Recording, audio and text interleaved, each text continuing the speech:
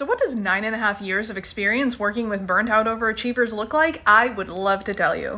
So I'm not talking about the 4 years I spent at Yale getting my bachelor's in psychology, which heavily influences my behavior change work with my clients now. I'm not talking about the almost 3 years that I spent supporting high-level directors on the Android engineering team at a time where Google was a lot smaller and Android was known as a meat grinder team within Google. Now I'm talking about starting in the fall of 2013 when I became one of the first members of Google's internal well-being learning team. It was there that I designed, delivered, and program managed courses on overall well-being, stress reduction, behavior change around wellness practices, and in my last 2 years of my almost 8 working at Google as a whole, also became one of the very first volunteer one-on-one well-being coaches working at Google. Google has a long-standing and very robust volunteer coaching program, and I had an opportunity to not only be one of the first well-being coaches, a new subsect of the coaching that was rolled out, but I also got to inform some of the well-being coaching specific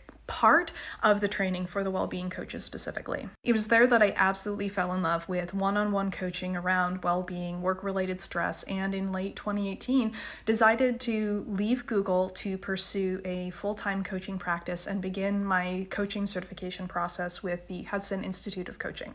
The Hudson Institute of Coaching has been coaching executive coaches for over 30 years and comes from an adult learning design perspective, which really spoke to my coming from the learning design and psychology background. It's very much focused on one, the whole person approach, an approach that I take to coaching, as well as making concrete action, actually doing stuff differently to see real big impact in your life. Throughout certification and as part of that training process, I continued to work with clients one-on-one, coaching them, getting feedback on that. And then after getting my coaching certification through Hudson, I continued to gain hours and then also eventually got my certification from the International Coaching Federation, which is sort of an extra checks and balance on quality coaches. By the end of 2023, I'll have crossed over a decade of helping burnt-out overachievers put more life back in their work-life balance.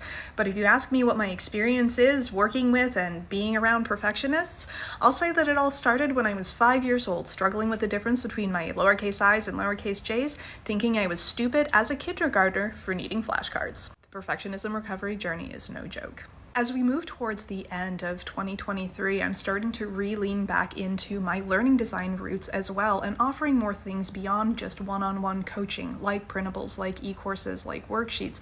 So be sure to check the top of my bio if you've ever been curious about getting some support but aren't ready to commit to full-time coaching just yet. If you struggle with overachieving and perfectionism driving you to burnout over and over, be sure to give me a follow. You're exactly who I love to help.